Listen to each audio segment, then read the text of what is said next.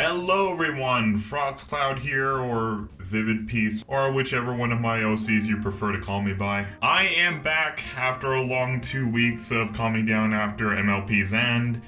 A lot of changes have been going underway, and I thought maybe I'd give you guys a secondary updated tour of my room since I made a lot of changes to it, done a lot of remodeling to it, a lot of cleaning out all the junk I used to have back when I used to be untidy, but now I've been working to change things.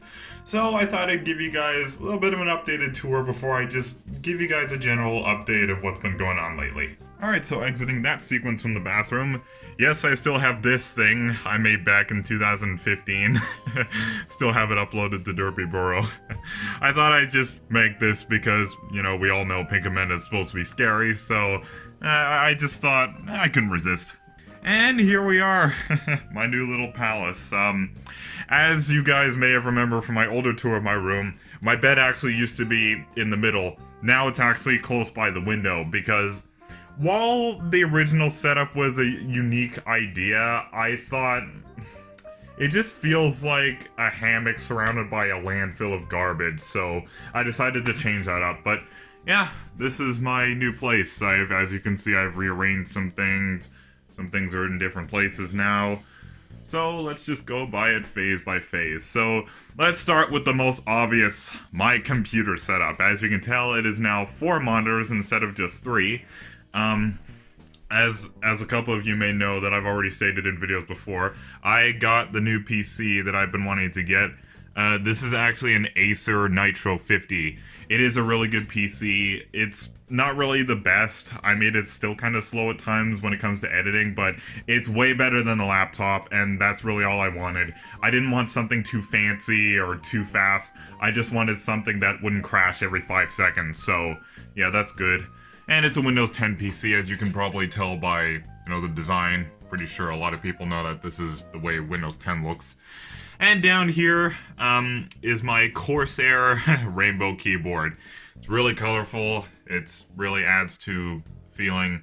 It really makes you feel like you're typing on a rainbow made of clouds. I don't know if that's I don't know if that's the right wording you'd go for it, but yeah. So I have 2 vertical monitors. They're Asus. It's my favorite monitor brand on both sides. So I have 2 convenient vertical monitors for either writing a document or when I just want to use the HDMI cable to plug into my phone so I can see my phone screen on that monitor. So now I can more comfortably use it as a DSLR preview so I can actually see where my face is so that I'm not out of frame. Before I used to have to use this because this was really tangled in the terrible wire management. I mean, I have it organized the best of my ability, but we all know wires are always going to be a mess. But yeah, this is pretty much stuck here despite it being a vertical one. So for a while, I've been having to use this one whenever I made a video and very carefully angle it on. It was ridiculous. But now I have this. Now I can just stand it up vertically because it's designed to do that. So it's a really good monitor. And also, the model here is the VG245H. This is the specific model from, come on, focus cam. Yeah, this is Asus. So anybody looking for a good, affordable monitor with insanely bright colors and a nice wide screen for either gaming or just PC use, this is a really good PC. It's about $250. That's what I got it on Amazon for. So if you're looking for a good, affordable monitor, I would definitely recommend that. Now, my main monitor is actually an Acer. Originally, I actually got a curved Samsung monitor, but it was, in terms of color and resolution, it was absolutely terrible. So I ended up returning it to Best Buy, and they gave me this instead. And I'm like, oh, this is way better. Colors are actually bright. And you know, I don't care if it's not a curved monitor. I prefer a nice, big, straight monitor that actually has sharp resolution and good color. So, like this one better, I'm keeping this one. And we go up here, we have my Blue Snowball microphone. I really only use this whenever I'm doing audio-only narration videos, but when it comes to just videos in general, I just use my phone, which I'm using to record this video because it's a Huawei P20, it's a 2018 phone. Its camera has an amazing microphone built into it, so it kind of renders this obsolete whenever I'm doing a face video, but when I'm doing an audio-only video, I just fire up the recording option in my video editor and I just use this. And we get down to my headphones, and I'm pretty sure you guys seen me wearing pretty much all of my reactions. My old blue skull candy ones, yeah, those are finally done. So I decided to give Beats by Dre a try, and so far, it's good. They're actually good, and I like their design. I like how the actual earpiece parts actually are the same blue, so it actually matches, so I just like the design better. Now let's look at my audio setup right here. So my headphones are actually plugged into this little controller. This controller is actually goes through a wire setup that you'd be convinced that the Lord of Chaos himself made. To my audio setup right here. These are Logitech speakers. I got these back in 2014, I believe. This is my Seagate external hard drive that I keep all my stuff on. This also has a 2 terabyte hard drive internally in this computer, but I really only use it for software. I use this for everything else, so in case maybe a tornado comes or something, I always have this with me, so in case something happens to the house, all my memories of BronyCon or all my important stuff like that doesn't disappear with this. And, yep, I decorated with some stickers that I actually got during the 2018 BronyCon last year. Yeah, these are some stickers I picked up during my final sweep of the marketplace on day 3 before I went to the closing ceremonies, so... And speaking of BronyCon... Pretty sure you guys remember that I showed this in my slideshow of photos in my last day 4 BronyCon video. 2016 one, 18 one, and the final one, the 2019 one. Along with these that I got from the marketplace. You guys know me. A couple of plushies there. I got the Tempest one from the 2018 one. The Twilight one I actually got from the 2016 one, my very first BronyCon. The Applejack I actually got from this year's BronyCon, the last one. These bags and boxes are actually full of a lot of the other souvenirs I got from the conventions, like the map of Baltimore, a lot of precious things. This I actually got recently. This is a Tempest figurine. Look. Functional, baby. Over here is just an ordinary die-cast little Lamborghini Veneno that I picked up from a store that we have up here in Canada called Canadian Tire. It's a department store slash garage kind of place. It's a place that does like tire work and mechanic work. So yeah, I saw these that they were giving out near the cash register, so I thought, they're only $10, why not get one? And the Lamborghini Veneno was my most favorite car to drive in Need for Speed Rivals, so I thought, why not actually have a physical one? I got a little fan to keep myself cool. It's USB powered, it's actually plugged into that computer. We go down here, we have my drawing tablet. It is a Wacom. This is what I use to draw my visual art, and sometimes to draw a more detailed thumbnail. I mean, I was using this to draw the thumbnail for the last day of BronyCon thumbnail, so there's that. I always keep 2 waters here to keep myself hydrated. This is my old Nikon camera that I got in 2015. Poor thing is barely seen any use. Maybe I'll use it again someday just for nostalgia's sake, but I just like this. I just like my phone's camera a lot more because, one, it can do 4K textures and that can't. And this has a vivid color filter and this doesn't, so I just prefer both the audio and the visuals of this camera more, but maybe I'll give that old guy a run someday, but not anytime soon. Some tablets that I have in case my phone's or whatever battery just goes off. Spare mice. Philips LED light bulbs, the type that I use to light up my face during videos. Nightstand is very much different. Enhancement for a special occasion. A mouse that honestly looks like an acid trip.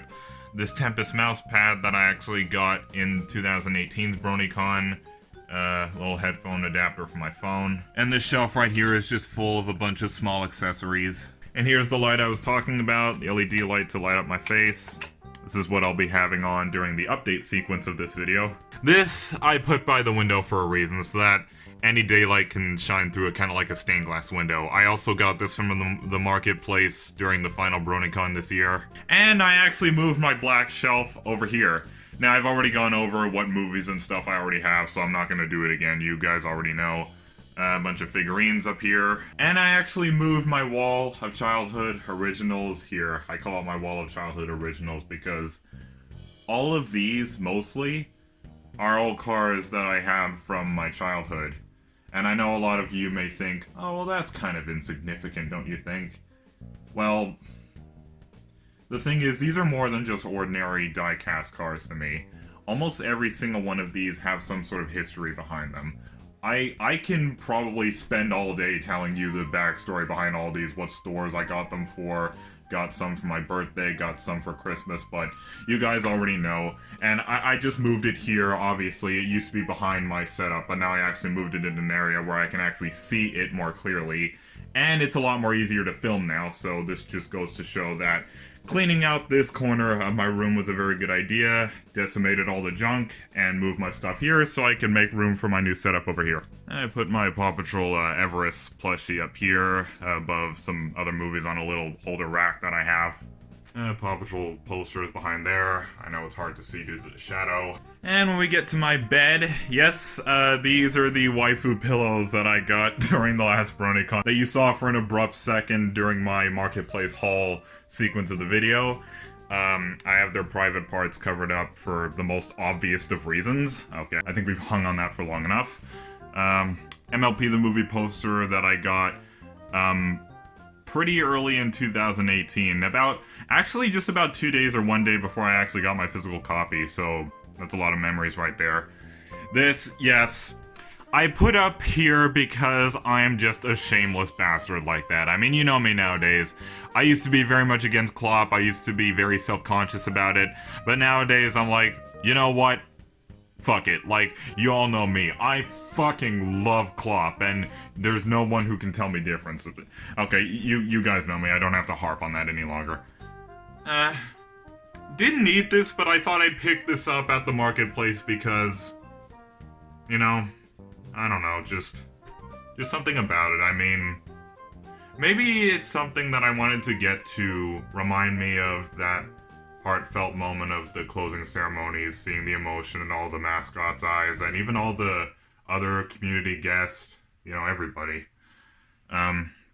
This is just a bunch of fan art I just hung up to just bronify my room. It's already quite bronified enough. Like, people, don't ever end up like me. Don't ever end up like me. Like, I'm fucking crazy. A lot of you will think that, oh, he just has a hobby. No, just I have an addiction, so don't ever end up like me.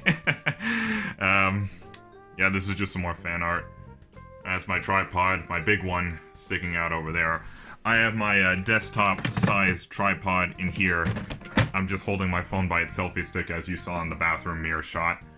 Bunch of cleaning supplies, Febreze. As you can see, purple and velvet is my favorite kind of stuff. And finally, we get to my gaming station that's full of a bunch of PlayStations. I'm not funny at all. As some of you may have seen in my community post, I recently got this, Need for Speed Heat, and I can definitely say so far I am absolutely loving the game. I would actually go far to say that right next to Need for Speed Rivals, it's probably one of my most favorite modern Need for Speed games, and yes, I know that's shocking to say. A lot of people don't like modern Need for Speed, and for the most part I don't like it either. I feel that the series has been taking a lot of wrong steps, but I feel that this is a massive step back in the right direction. I mean, that's just my opinion. I'm pretty sure a lot of people are gonna think no, but personally, I like it. I'm gonna talk about more during the update sequence of this video. But yeah, PS3, you guys know how I got that. Fat model PS2 that I got for an absolutely steal price on eBay for only $80. Mind you, with two controllers, so they could have charged more, but they generously didn't. PS4. Again, with all of my PS4 games. Rivals, of course, as I mentioned, Rivals is also one of my most favorite modern Need for Speed games. Need for Speed 2015. Screw that game. I thought I thought Criterion's Most Wanted and Hot Pursuit was bad. I'm sorry, I just didn't like that game. That game took a lot of wrong steps in my eyes. I mean, Need for Speed Heat and Need for Speed Rivals, amazing modern Need for Speed games. 2015, no. Honestly, I'm beginning to wish I never even bought it. But, yeah, and I have a vertical stand, of course, to hold my games, a controller charger, and there's my console. It's a slim model PS4, because that's what I could afford. My Insignia flat screen TV that I got in 2014. It's just a regular 720p TV, but you know what? when it comes to gaming, graphics are not really what I'm concerned about. I'm more about gameplay. Kind of the reason okay, no. I'm beginning to I'm gonna resist ranting about Heat. I mean, I love it, but I'll save it for the update part.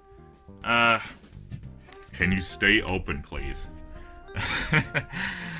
So all my games down there, I've already gone over them before, so I'm not gonna go over them again. And yeah, that's just about it. Guys have gotten a chance to invade into my lair once again. A couple of other noteworthy things I think I could go over is that box in the corner, if you could see it. I actually have a Christmas tree in there that I need to dig out. And I plan on putting a table in the background here somewhere so that I can hang it up for Christmas. But yeah, that's basically it. An updated computer setup, waifus, gaming, and yeah, just a new layout. So hope you guys enjoyed this new tour, and let's just get to the update sequence now. So with all that now out of the way, as I said during the tour, I am now going to talk about Need for Speed Heat, the new Need for Speed game that released on November 8th. I actually picked it up at my local Best Buy on November 9th because I didn't have time on the 8th to go get it. And besides, I didn't really want to be caught in any sort of rush hour, so I just wanted to get it peacefully. And it went just about as eerily well as the time I went to go get my copy of MLP the movie. It wasn't very busy, the people were very helpful, so yeah, it was a nice little trip to the store to get it. And on my way back, just holding the case, looking at the art and looking at the back, I was excited, but at the same time worried at the same time, because I've heard that Payback was actually a pretty big disappointment. And I played quite a bit of Need for Speed 2015, and I think that game is an abomination. So I was worried that Heat was going to be no different, but when I actually played it for the first 3 hours, I couldn't believe what I was witnessing. I couldn't believe what I was playing. I was thinking, wait, is this Need for Speed? Is this still Electronic Arts, or are these like different CEOs or like different people who wanted to take the series in a different direction by actually listening to the fans? Because it feels like they were actually listening to the backlash and the criticism this time. Because it literally feels like almost every single thing that people have been complaining about has been ironed out. For example, you know how a lot of people, and now I admit it, even including myself, would complain that every time you crash into something at high speed, an annoying cinematic camera... I mean, yeah, I know it's meant to give you, like, a feeling of, like, chasing movies, but at the same time, it's a game. Like, it gets annoying after a while. Well, those are non-existent now. If you have a head-on collision with a truck, for example, or a cop hits you really hard during a pursuit, your car may flip, but you can instantly start driving again once the tires hit the ground again. You're not stuck for a few seconds due to the cinematic camera. And you don't reset in an unnatural area like prior games, so... And just everything. They brought back Neon Underglow. I thought that was never gonna come back, but they brought it back. Now, granted, you don't have an RGB slider, so it doesn't really allow for as good as customization as something like Midnight Club, but it's there. And they have a big variety. They have, like, lime green or orange or yellow. They have almost as many color options as Underground 2. So, and just everything about the game. I really look forward to when I get my hands on one of those Elgato game capture cards so I can record PS4 footage, because I have so many positive things I want to say about this game. And before you are skeptic and saying, oh, I'm just sucking this game's dick because I'm a huge Need for Speed fan and it's just because it's a new one. No, I literally just said I was worried that this game was just going to be another shit show, just like Criterion's Hot Pursuit, Criterion's Most Wanted, just like Need for Speed 2015, and just like Payback. But so far, I am thoroughly impressed, and playing it, it actually feels like the developers were actually listening. Because it feels like almost everything in the game is built for the player's enjoyment, instead of forcing them to be online all the time, forcing them to make microtransactions. This actually feels like a game that the developers want you, the player, to enjoy. I know I'm probably going on way too long about this, but I absolutely love it so far. I cannot believe how, I mean, others may say different, but the pursuit system. Now, I have not been able to survive at heat level 5, which I'm assuming is the maximum heat level. I've heard there's like SWAT truck rhino units in the game. I haven't been in a pursuit long enough to actually see what they look like yet, but I have been in a pursuit long enough one time to where I had a helicopter tailing me. So they're bringing, this is what I was hoping that the game would go for. Sort of bring back the same pursuit system from Rivals and implement it into this simpler tuner street racing / motocross world. And I really liked it because it desperately needed that. Remember the cops in 2015's Need for Speed? How it was actually more of a challenge just to keep them on you rather than get away from them? Like literally, during the pursuits in 2015's Need for Speed, it was all a matter of, okay, drive below 100 miles an hour just to get 3 or more cop cars on your tail. And once you meet your objective challenge for the wanted-based challenges, okay, floor it. 30 seconds later, you've lost them already. So, just terrible. But this, now, I would say they probably did go a little overboard with the cop rubber banding, and pursuits are the only thing in a racing game where I don't mind rubber banding, because sometimes you do need rubber banding to make a pursuit challenging, which is fine. But during a race, I prefer there not be any rubber banding. And also, that's another thing I like about the game. The difficulty levels actually feel like they actually fit their titles. But back to pursuits. I don't mind rubber banding in pursuits. I mean, there's obviously rubber banding in the original Need for Speed Most Wanted from 2005, so that's fine. That's okay. And honestly, I think the cops and Rivals kind of suffer from lack of rubber banding, because there'd be instances where some locations in the map I could actually lose them in about 19 seconds. But this, now, here's where I get to another good point of what I love about this game. I was almost ready to criticize the game for how difficult the cops are. You thought the cops in Rivals were violent? Look at these ones, and these guys don't even have pursuit tech like the cops in Redview County do.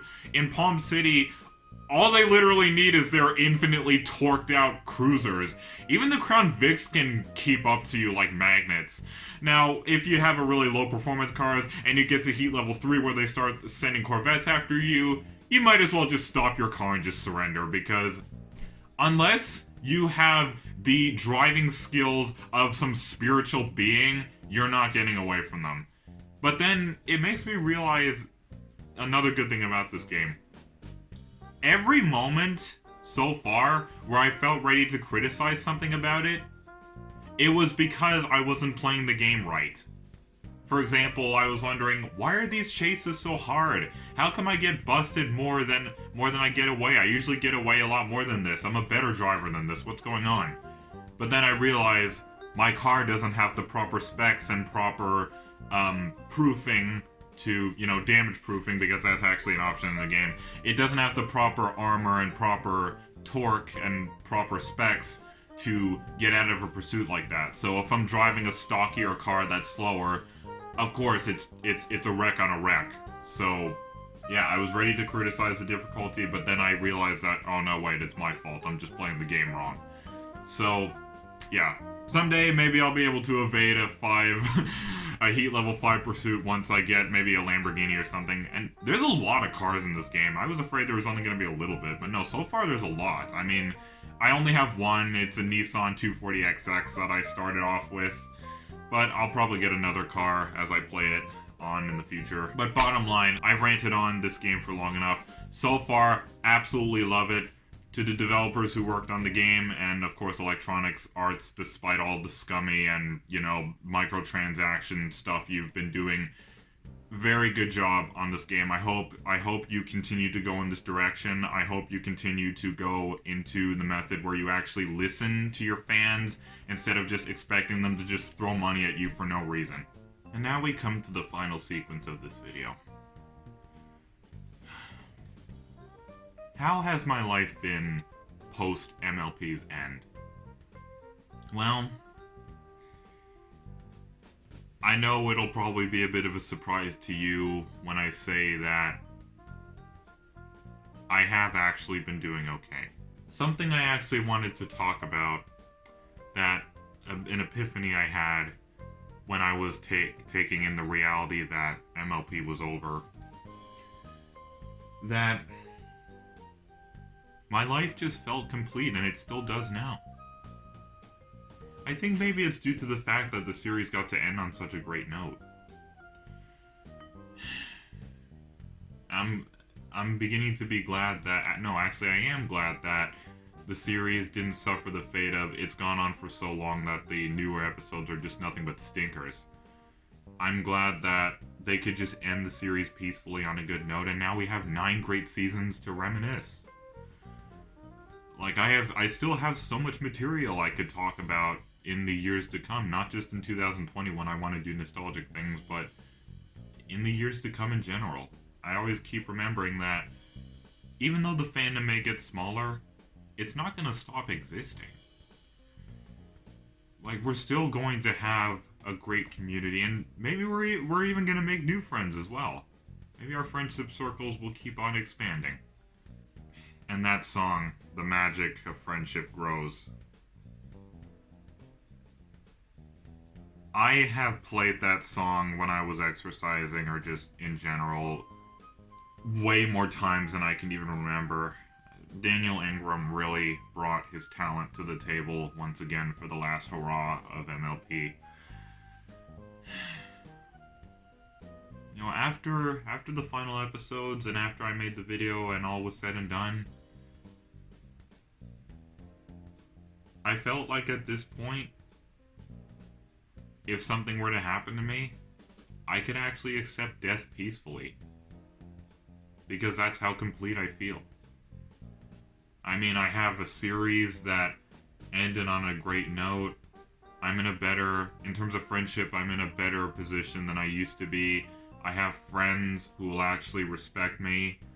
Friends who won't just believe what others say and never give me a side of the story. I have friends who will actually listen to both sides. I have friends who will just be there. Who will just be there like good neighbors. And I know this is gonna sound cheesy, and even to this day, that after that series finale,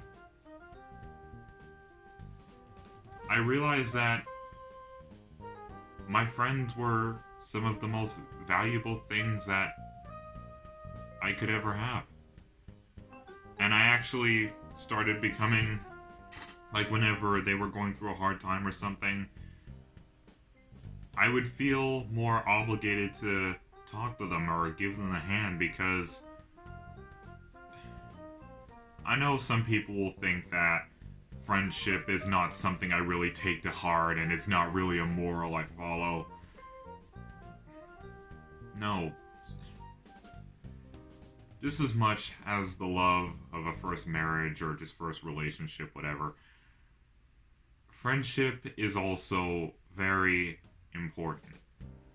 It's something that...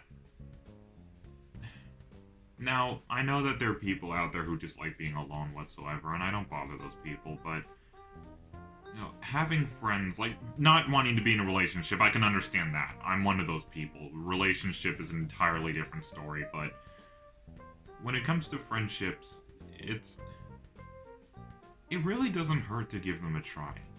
And they can really do a lot for you. I mean, think of how many people who go to not just BronyCon, but go to MLP conventions in general, and they've come back with some new friends.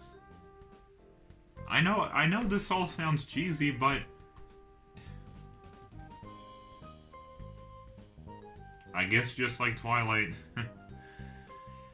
I guess before I discovered this fandom, I always used to wonder what friendship could be. But, yeah, my life in general, it has been okay. Has it been challenging? Yes, it has. But now, lately, I've actually been offered a new position at the place I work at that might actually be even more stress-free. And they say they might. It's not factual, but they say they may not be seeing a rush during the Christmas season because of what the job is. So if that goes successfully, then maybe I'll be able to make some extra stuff for Christmas instead of just filming one in advance in late November. Yes, I plan on getting out my Christmas tree towards the end of this month because I'm afraid that I may not have time to actually film a Christmas video within December, but it depends. If things go well, maybe I will make a part 2 or something else. But we'll just have to wait and see. But right now, I'm just satisfied that my PC setup is now complete. I have my 4 monitors. I have my more powerful PC that's going to get me through editing this a lot better. And yeah, as for my next video, still debating on what it's going to be. I do want to do more YTP reactions. For example, there's a few Michael Rosen ones that I haven't seen yet that I want to react to and review. I'm not certain that the next video is going to be them, but I don't know. I just wanted to make this video now because I've actually been waiting for that extra monitor to arrive, because just like in my room tour, I didn't want to have that one that's only meant to be horizontal awkwardly turned like that over there. I actually wanted to have a proper one that I can use comfortably as a DSLR for this video, so I feel that now that I have all my equipment here, I can get back into the normal business of not only making videos, but also drawing stuff. But we'll just have to see what happens in the future. Could have also talked about my new secondary OC Vivid piece, but basically all you need to know about him is, don't worry, he's not going to be replacing Frostcloud. Frostcloud is always going to be my primary OC. Vivid is only a secondary one. He's basically meant to be a full, proper self-insert pony-sona of myself. Exact same backstory, exact same personality, exact same liking and interests and talents, so that's basically all you need to know about him. I just wanted to make him somewhat as a spiritual successor to my very first OC Pixel Star, but he's complete cringe, so now you know why I wanted to make a new one. But that's about it, so until next time, my name is Frost or Vivid or whichever one of my OCs you want to address me by, and in whatever video I make from now on, I guess I'll see you guys later. And for those of you who are still sad that MLP has recently ended, just remember the obvious quote that I said towards the end of my video where I react to the final episode of MLP. Friendship is magic.